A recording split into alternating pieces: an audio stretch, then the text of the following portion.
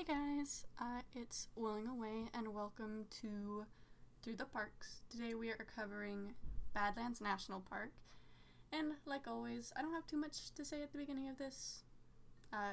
Just that between, hopefully through the park episodes, I can get some more Let's Plays going, and I think that's about it. I think that's it. Alright, we're gonna get into the overall info, and we're just gonna get started. So, Badlands is located in South Dakota, and it has a total of 242,756 acres. It contains eroded buttes and pinnacles, along with sometimes grass prairies. The National Park Service manages most of the park. However, the south area is co-managed with the, I hope I pronounced this right, Oglala Lakota tribe. That it's a Native American tribe. And the Badlands Wilderness spans 64,144 acres. The northern area is designated as a wilderness area. This national park was also the site where the black-footed ferret was reintroduced into the wild, and it's considered to be one of the most endangered mammals in the world.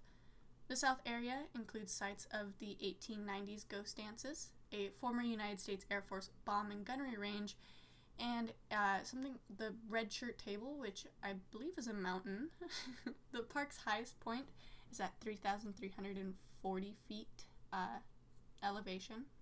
As most of the other parks, Badlands was originally a national monument that was created on March 4th, 1929, and then it was established a national park on November 10th, 1978. During Mission 66, which was the mission to get all the national parks at the time looking beautiful and well-maintained before the 50th anniversary, the Ben Refill Visitor Center was created. That happened from 1957 to 1958. The park also runs the nearby Minuteman Missile National Historical Site, and multiple movies, some include Dances with Wolves and Thunderheart, were partially filmed in the Badlands. The national park was originally a reservation of the Oglala Swix Native Americans, and it spans the southern area of the park. The area around the Stronghold Table was originally Swix territory and is revered as a ceremonial sacred site, and it's not a place to live, so they view it as a ceremonial sacred site. In 1868, the Second Treaty of Fort Laramie,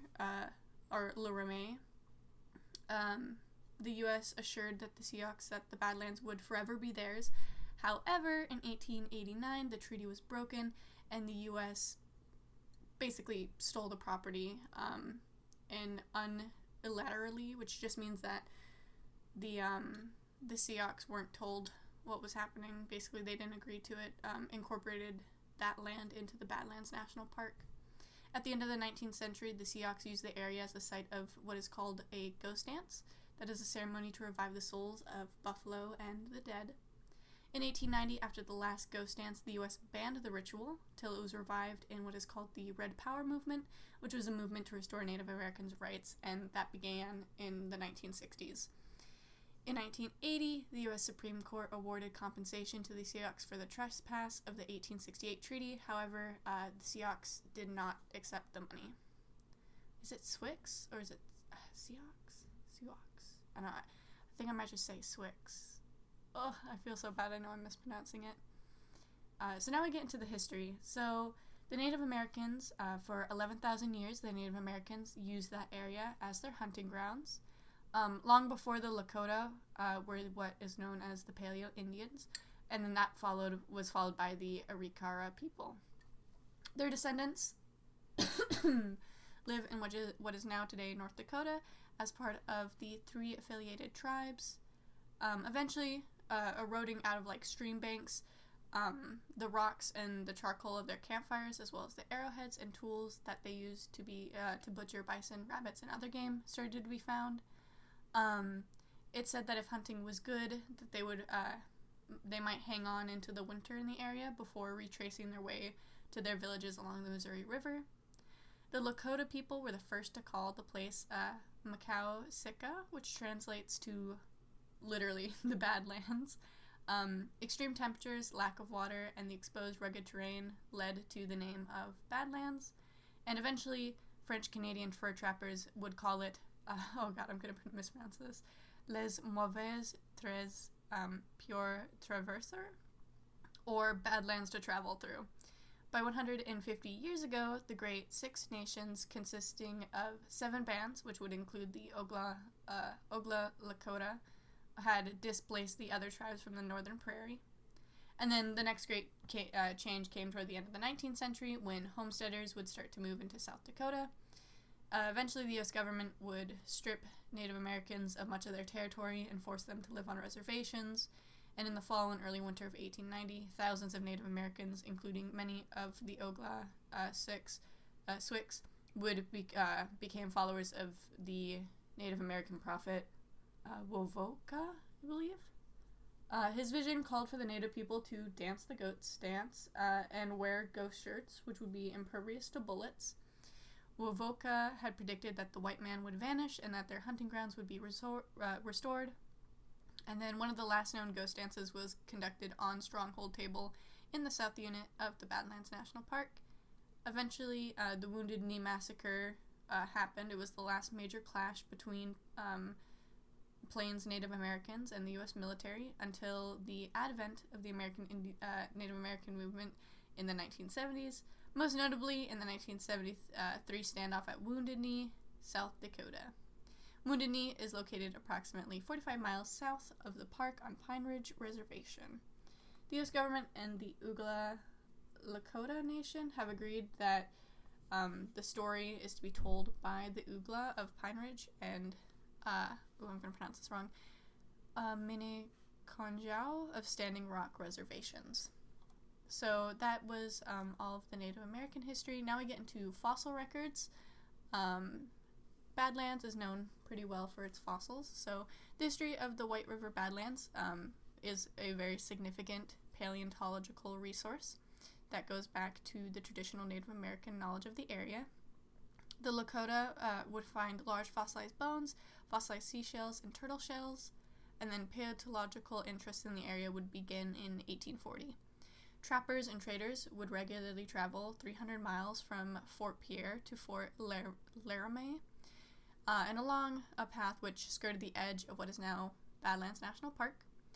Fossils were occasionally collected, and then in 1843, a fossilized jaw fragment collected by someone called Alexander Culbertson of the American Fur Company found its way to a physician in St. Louis by the name of Hiram A. Prout.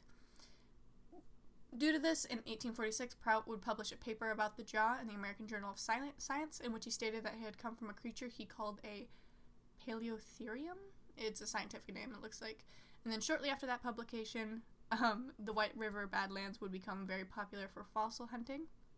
And then within a couple of decades, numerous new fossil species would have been discovered in the White River Badlands. In 1849, Dr. Joseph Leidy would publish a paper on Oleochini camel and renamed Prout's Paleotherium to Titanotherium protei. There's a lot of scientific names. In 1870, a Yale professor by the name of O.C. Marsh would visit the region and develop a more refined methods of, getting the fossils out and reassembling them so that they would form nearly complete skeletons. And then from 1899 to today, the South Dakota School of Mines has sent people almost every year, and remains one of the most active research institutions to work in the White River Badlands. And then throughout the late 19th century and continuing today, scientists and institutions from all over the world have benefited from the fossil resources of the White River Badlands. Now we get into, we mentioned it a little bit earlier, homesteading, which was relatively popular around this time. So American homesteading would begin before the end of the American Civil War. However, it didn't really affect the Badlands until roughly like the 20th century. By then, many hopeful farmers would travel to South Dakota from Europe or the eastern United States to try to seek out a living in the area. In 1929, the South Dakota Department of Agriculture published an advertisement to lure settlers to the state. On this advertisement and on the map, they called the Badlands the Wonderlands, and noted it to be promising, marvelous, scenic, and recreational advantages. At the time, the standard size for a homestead was 160 acres, but by 1916 they found out that that was not enough acres, and then the size of a homestead was increased to be 640 acres. Cattle grazing became popular, and then crops such as winter wheat and hay were cut annually. However, the Great Dust Bowl events of the 1930s, combined with grasshoppers, proved too much, and many of the settlers moved out of the Badlands. That left houses and buildings to be just kind of abandoned. And that was the end of homesteading in the Badlands. Now we get into the military use of Stronghold District. So the military did use the Badlands.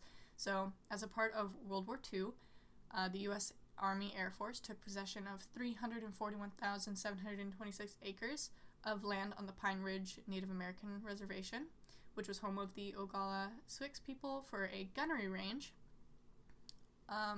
Included in this range was 337 acres that was considered part of the Badlands National Monument at the time.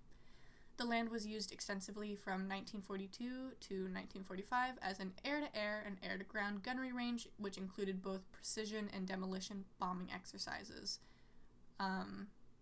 After the war, portions of the bombing range were used as an artillery range by the South Dakota National Guard, and in 1968, most of the range was declared excess property by the United States Air Force.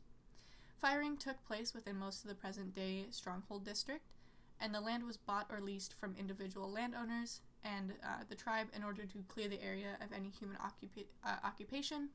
They would use old car bodies and 55-gallon drums, which were painted bright yellow, as their targets, along with bullseyes, which were 250 feet across, that were eventually plowed into the ground and also used as targets by bombarders. So small automatic aircraft called target drones and 60 by 8 foot screens dragged behind planes served as mobile targets. And then today, if you go, the ground is littered with discarded bullet casings and unexploded ordnance. In the 1940s, 125 families were forcibly relocated from their farms and ranches, including someone named Dewey Bird, who was a survivor of the Wounded Knee Massacre. Those that remained nearby would recall times when they had to dive under tractors while out cutting hay to avoid bombs dropped by planes miles outside of the boundary. And then in the town of Interior, both a church and the building housing the current post office were struck by 6-inch shells through the roof. Pilots operating out of Ellsworth Air Force Base near Rapid City found it a real challenge to determine the exact boundaries of the range. Thankfully, there was never any civilian casualties. However, there was at least a dozen flight crew personnel that lost their lives due to plane crashes in the range. So the Stronghold District, also known as the South Unit of Badlands National Park, consists of the lands on the Pine Ridge Native American Reservation, which is owned by the Oglala Swix tribe and managed by the National Park Service under agreement with the tribe.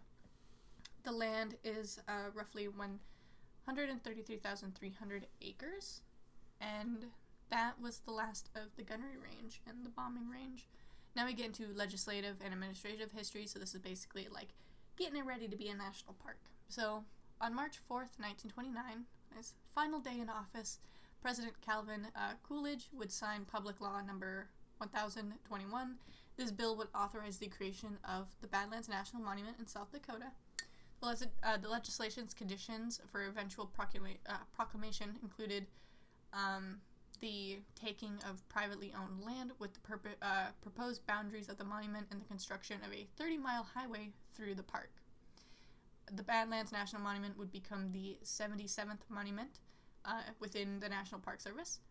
This was a decade after the National Park Service was created, I believe, and it would spark a 10-year period from 1929 to 1939 to create the park, match the period of time that Mount Rushmore National Memorial was being blasted and sculpted, and the Badlands work was part of a comprehensive federal drive to develop western South Dakota for tourism. If you don't know, South Dakota and North Dakota have nothing. As someone who was there for Quite a while. Nothing for a long time. Pretty boring. Eventually, the monument was renamed Badlands National Park in 1978. And the Badlands National Monument was established in order to preserve the natural scenery and educational resources within its boundaries. Like most national parks, that is its claim, is to keep, the natural scenery and education as best as it can. The bill authorized very specific scientific and educational institutions to excavate within the monument. This was due to the pursuit of educational, geological, and zoological observation. And then the bill also includes a portion that highlighted the potential for fossil excavation in the monument's geological formation. Now we get into my favorite part of all national parks, the wildlife. The wildlife in here, there's a lot of animals, so I'm just going to list some of them.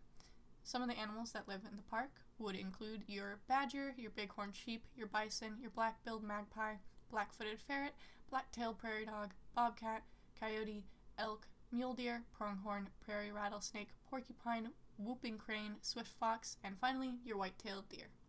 So in 1963, 50 bison from Theodore Roosevelt National Park were released into the park. The herd has grown to over 1,200 animals. And in 2019, the bison habitat was expanded. This would expand it by 22,000 acres. This would add it to be a total of 80,193 acres, and then with a new construction of 43 miles of new fencing. The bighorn sheep population has increased over the last couple of years and now totals to an amount of 233. And the only two endangered species in Badlands are the black-footed ferret and the whooping crane. And the black-footed ferret's population that has recovered is approximately 100 individuals. Meanwhile, the whooping crane's population is considered a non-self-sustaining wild population in the park. Now we get into the visitor center. This is obviously all your it's the visitor centers. It's everything you can do and your visitor services. So Badlands National Park has 2 campgrounds for overnight visits. These are your Cedar Pass and your Sage Creek campgrounds. Cedar Pass Lodge offers accommodations in modern cabins and full service dining. The Ben Rifle Visitor Center within the park offers a bookstore. I love the sound of that. Special programs and a museum exhibit. And the White River Visitor Center in the park's South Unit offers information about the region's Lakota heritage. The Badlands Wilderness covers about 1/4 of the park and was designated in 1976. However, there are no designated trails, and camping is permitted anywhere in what is considered to be the largest undisturbed mixed prairie rangeland remaining in the U.S. As this wilderness is managed by the National Park Service, that means that hunting is not permitted in the national park. U.S. wilderness areas do not allow any motorized or mechanized vehicles. This also includes bicycles. And then, although camping and fishing are allowed within, with proper permits, no roads or buildings are constructed, and there's also no logging or mining in compliance with the 1967 Wilderness Act. This is just going to be a short little thing about the climate. Badlands National Park has a hot, summer, humid, continental climate. That is what is categorized. And currently the park has, as what I saw, 3 major current issues that are going on right now. They are currently facing oil pipelines and drilling. So the Badlands National Park faces a lot of encroachment from oil and gas companies, which are hoping to transport fossil fuels throughout regions of South Dakota. These pipeline lines come with a lot of environmental risks. This could be breaches or breaks in the system that have the possibility to negatively impact the quality of life for a lot of surrounding ecosystems and wildlife. And then additionally, the Badlands is being surrounded by drilling and fracking projects. So it's kind of creating this pressure that hopefully it never happens. There should never be any oil pipes or drilling on a national park, period. Challenges to land rights are also another problem. The Badlands National Park faces debate over the federal claims to the land once inhabited by the Oglala Lakota 6 tribe. Supporters for the Oglala 6 reparations argue against the U.S. government's seizure and management over sacred Native American land, and the Badlands National Park began taking steps to reserve the park's southern unit for management by the tribe members. This was creating jobs and returning ownership to those relocated out during America's Manifest Destiny time. However, this creation of the Tribal National Park has yet to come to pass. They have not started that. Although, yeah, you know what? Like, give the land back, dude. We stole it. Like, we signed a treaty that said that it would forever be theirs, and then we took it and put it into a national park, so give that land back. There's no reason why we should have it still. Even, like, we all know it was taken. It was stolen. And then the last problem is fossil depletion and climate change. Fossil depletion due to the fact that a lot of people dig up a ton of fossils, thus creating, an impact on the land. So they are starting to lose fossils due to how many are being dug up. And then climate change affects the park like any other park. Most parks are affected by climate change now. It's just stuff like that. But those are the current issues and challenges with the park. And yeah, that is the end of Badlands. There's not too much about Badlands. It had a lot of interesting stuff. I enjoyed Badlands. Although yet again, I'm not I'm not a desert park person. Although it's not really a desert, but you know what it is. But I like the look of Badlands. It's nice. And that's all I have to really say. I haven't decided our next park yet, so keep your ears peeled for that one. But until then, until our next adventure, may your trails be filled with wanderlust, and I will see you guys in the park. Alright. Goodbye.